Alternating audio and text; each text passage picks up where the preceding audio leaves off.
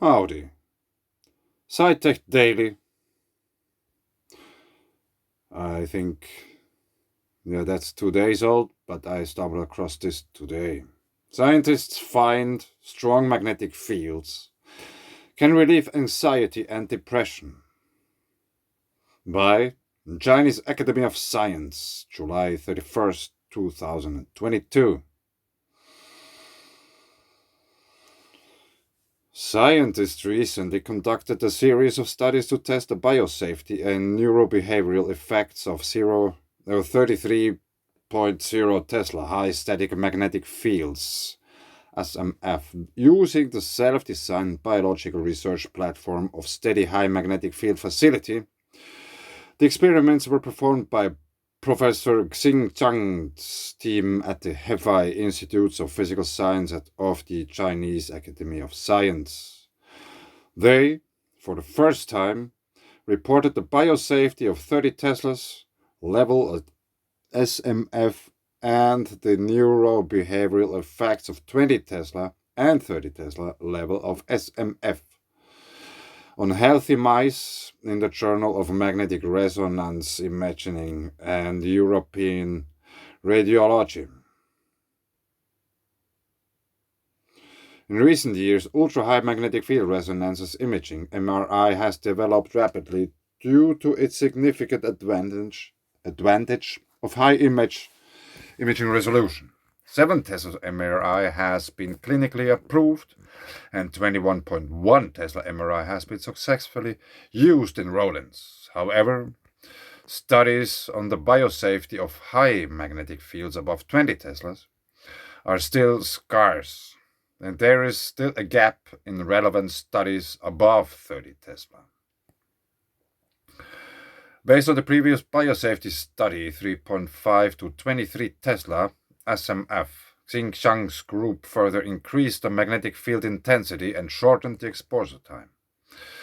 Healthy C57BL6G mice, of course everybody knows those C57BL/6J mouse, were exposed to 7 to 33 Tesla SMF for 1 hour.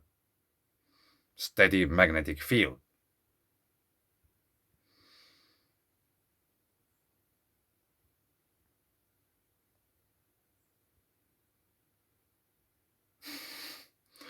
After exposure, all mice were returned fed for 2 months, except for a few metabolic and liver and hepatorenal function indicators affected by the magnetic field. The whole blood count and organ coefficient and histomorphology of main organs were not seriously affected.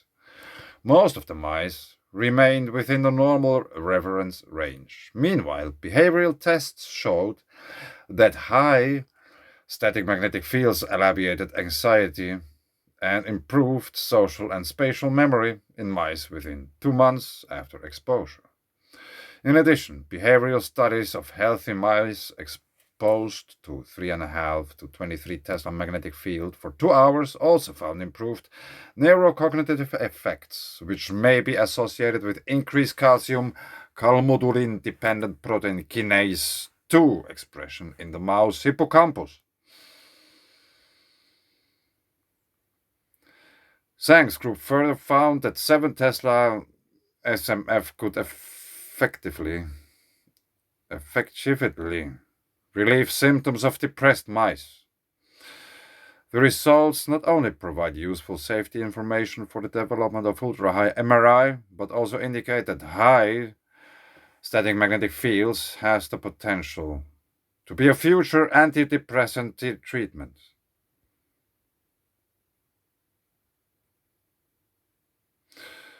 So, increase your frequency. A few years ago, I got diagnosed with fibromyalgia, and it sucks. I have been in deep and really desperate states of very intense pain. Like Wherever in the body you can feel pain.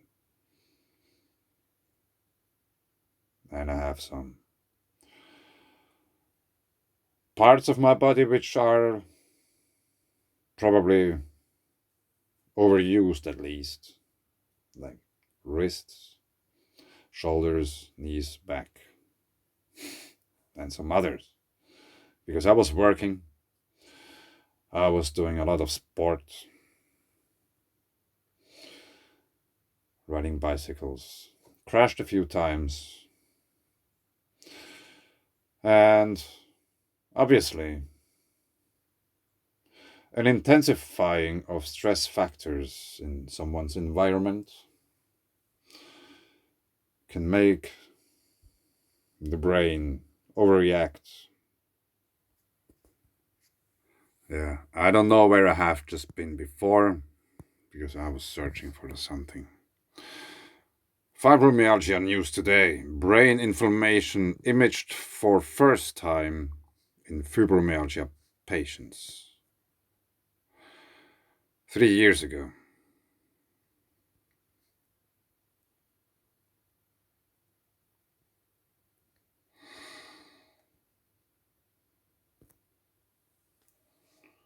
Finding objective neurochemical changes in the brains of patients with fibromyalgia should help reduce the persistent stigma that many patients face, often being told their symptoms are imaginary and there is nothing really wrong with them.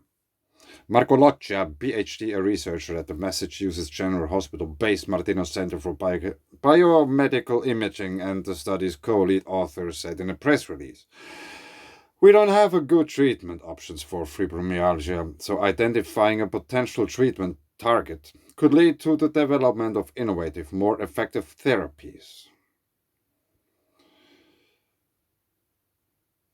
Findings were published in the study Brain, The Life of Brain, Glial Activation in Fibromyalgia, a multi-site positron emission tomography investigation. Brain behavior and immunity. Despite increasing scientific evidence suggesting that inflammation in the brain, neuroinflammation, plays a role in fibromyalgia, no study until now had provided clear visible proof of it in patients with the condition. It seems to be really difficult to read today. Earlier data from Eva Kosek, MD, PhD, co-senior author of the current study at Karolinska Institute in Sweden, showed that fibromyalgia patients had increased level of inflammatory proteins, namely fractalkine and interleukin 8 in their cerebrospinal fluid. Okay. In 2015, Lodge's team successfully imaged neuroinflammation, specifically the activation of glial cells, in the brains of patients with chronic pain using a new imaging approach, a combination of magnetic resonance imaging and positron emission tomography. Glial cells surround the nerve cells in the central nervous system, the brain and spinal cord. And their main function is to support, protect, and nurture the neurons. The three types of glial cells found in the brain are microglia, astrocytes, and oligodendrocytes. PET blends the structural and functional detail of tissues that an MRI gives when the sensitivity and metabolic function that PET scans provide. Specifically, PET scanning detects the radiation given off by a substance injected into a person, called a radiotracer, following in its distribution throughout the body. Lodge's team hypothesized that fibromyalgia patients may also have activated glial cells, setting out to prove it using their PET strategy to image 20 fibromyalgia patients and 16 healthy volunteers. The radiotracer they used binds the translocator protein TSPO, a protein whose levels are increased inactivated microglia and astrocytes. Coincidentally, a similar approach was being designed by Kozak's lab at the Karolinska Institute, where 11 fibromyalgia patients were enrolled for imaging, 6 of whom received the TSPO binding PET tracer. Additionally, they had recruited 11 healthy individuals as controls who received the PET tracer that binds preferentially the astrocytes and not microglia. Researchers at both institutes decided to combine their datasets. In total, they analyzed 31 fibromyalgia patients and 27 healthy controls. The analysis revealed that the brains of fibromyalgia patients show significantly greater glial activation than healthy controls. Compared with the brains of patients with chronic pain, the increase of TSPO was more widespread in fibromyalgia patients. This may be an indicator to the more complex symptoms that these patients have, according to Loccia. Fibromyalgia patients who reported higher levels of fatigue showed higher TSPO levels in a structure called cingulate gyrus, a region of the brain linked to emotional processing. These results suggested that glial activation in this region as a potential mechanism underlying pathological fatigue, the researchers wrote. The activation of glial cells were observed in our studies releases inflammatory mediators that are thought to sensitize pain pathways and contribute to symptoms such as fatigue, said Loccia, who is also an assistant professor of radiology at Harvard Medical School. The ability to join forces with our colleagues at Karolinska was fantastic, because combining our data and seeing similar results at both sites gives confidence to the reliability of our results. PET scanning using the astrocyte binding tracer found little differences between fibromyalgia patients and healthy controls, supporting the idea that microglia are the key cells behind neuroinflammation in the patients. Our work provides the first in vivo evidence supporting a role for glial activation in FM pathophysiology. Future studies will need to test whether glial modulation may be a viable therapeutic strategy for FM. Glial modulation.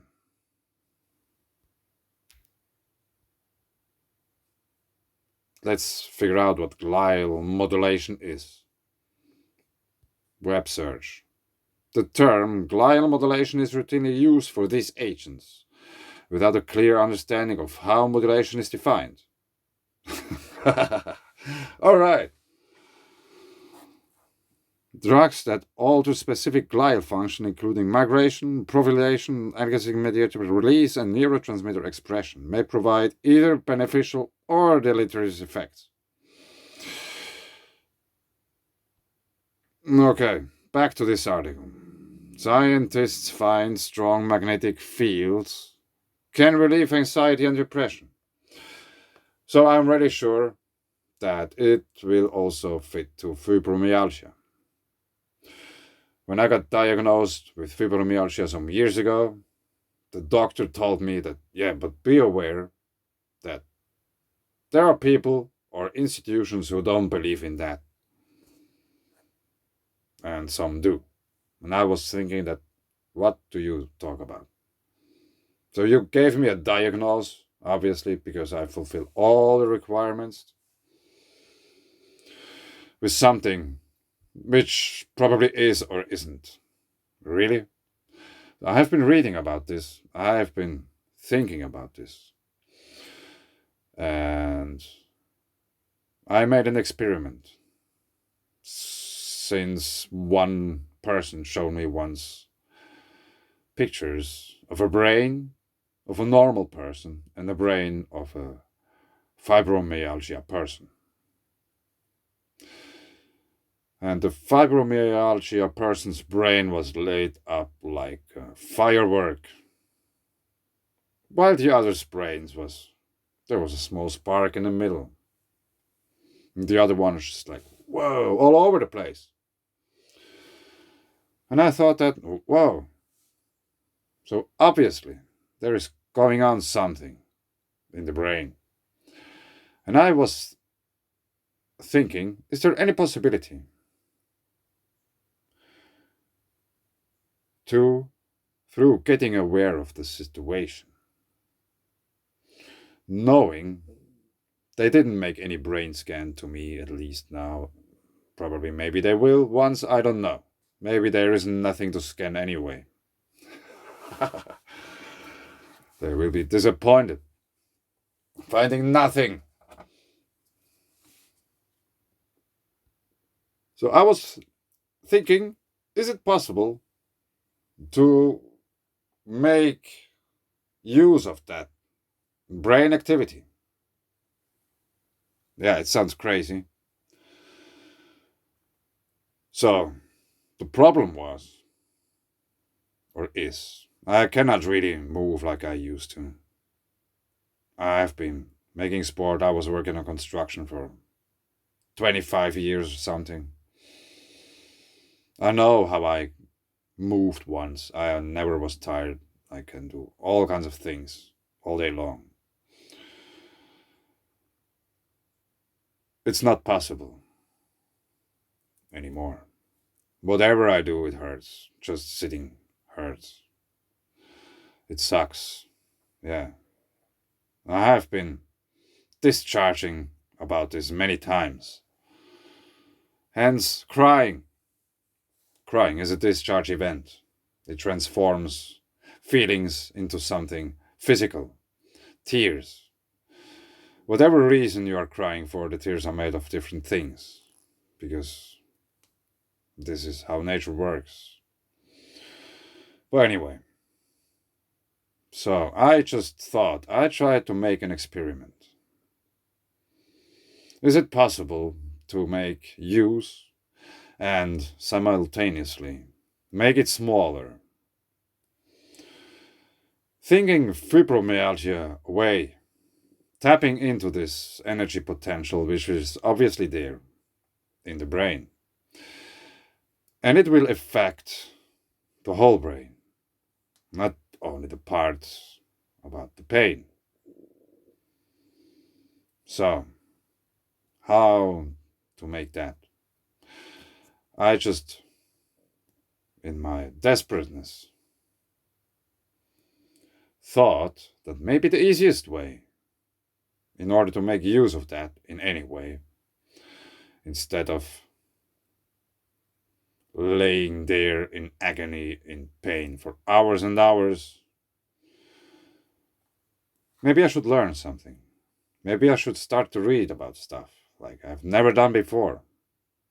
Obviously, I haven't ever had fibromyalgia before. Just learn about everything. Think about everything. Whatever you learn about anything, question it. Turn it upside down. Does it make sense if it's upside down? Put it sideways. Watch from the back. Watch from inside. Watch from the outside. Kick it around. Like whatever. All kinds of things. Social structures, nature. There's so much stuff to think about. And if you start to dive into things, you will once come to this very particular point. If you dive into something specific, there is one point where this kind of barrier, where it transforms into something else. There is this whole bunch of knowledge you gathered in your lifetime about things. And there is once the point when there is like, from all that, there is coming out one single drop of truth of the whole thing, which contains a whole bunch of knowledge.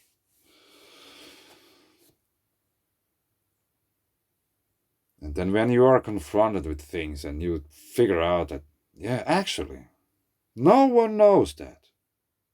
Still, still today, no one knows. There are many theories about that, many books, papers, and stuff have been written about certain things.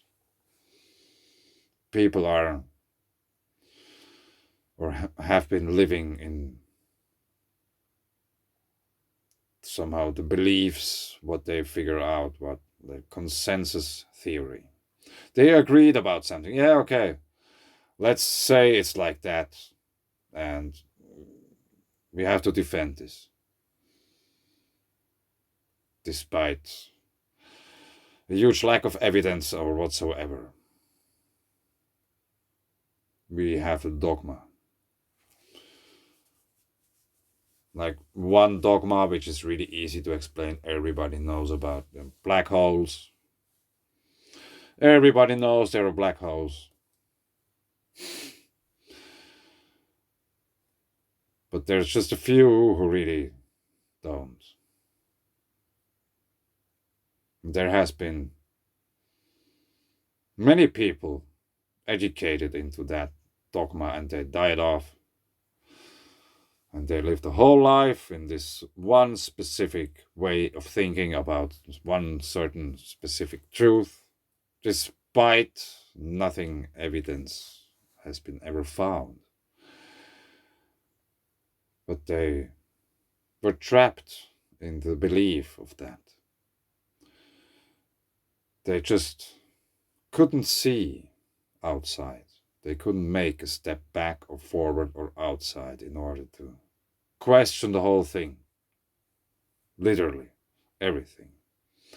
And that's just one example. There are many others. Peat. No one knows where's peat from, what it is, how it came into being, or whatsoever. They just don't. I have my theory. And I think this probably will be the next paper since I started already some time ago, and then I wrote another paper in the meanwhile. So maybe I will go back to peat. I am living in Finland.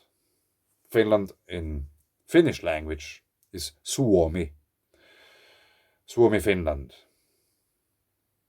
If you break down the word Suomi, if you take the first three letters, S-O, S-U-O, Suo, means swamp, hence peatlands. So if there's this kind of mentioning of peat or peatlands or wetlands or however you want to put it, Finland is one of the peat richest countries in the world. And they don't know where it's from, what it is, what it does, why it's there. No one knows. I have a theory about this, and yeah, this is just one further experiment of making use of the brain activity of fibromyalgia. I don't know. Is it crazy? But I think it helps. At least it helped me in a way. I have less pain than I had. I feel physically better. I feel mentally better. Getting aware. If you are anxious, there are many people anxious today, nowadays, especially in these times, especially those people who just don't want to know, but they are still in fear because they heard something somewhere, but they just don't want to know. They refuse to think. They refuse to be critical. But anyway, if you are anxious about whatever, the first step in whatever problem you're facing or do or whatsoever, first step is always getting aware of the situation. By getting aware, you can point down certain things. And because you can pinpoint down. You, in a way, start to know them. And what are people afraid of today, mostly? Many people, most people, 97% of the people, are afraid of something they don't know, or they don't know enough, but at the same time, they refuse to learn about it. They spend their time with playing games, video games, killing everyone and be the king and the hero. If you miss it, just start again. Nothing happened, you just start again. It's just a game. And yeah, it's very, very interesting. This is what I try. This is a part of the things I do. I don't know. Is it crazy? There's no one to talk about that. I tried. And I got an answer something like, yeah, like he was a professional. And first it turned out he doesn't speak English. So I thought that, yeah, okay, everything you know you heard in the Finnish language, so it cannot be the whole truth. Second, I tried to somehow explain him quickly about how I see or what could be a possible potential in fibromyalgia. Brain activity which increases, like there's more energy, so there is a bigger magnetic field, so there's just like more of everything. And I compared the human body or the human head or brain or whatever with Earth and its magnetic fields with the pole shifts and how radiation comes into that and blah blah blah. And his answer or response to that was that, you know, if people know too much about space, they get crazy. And I thought that, what? Like, there's like thousands of people working in NASA and many millions try to get there to work. Are they all crazy because they know something about the space, magnetic fields and stuff? What are you talking about? So I tried, and this was the response I got. Yeah. And then I asked him, do you think I'm crazy? And he said, no, no, no, no, I didn't mean that. So what do you mean? And he couldn't explain. So basically, this ended our conversation because I thought that's totally a waste of time. You know, you don't know anything. Like what?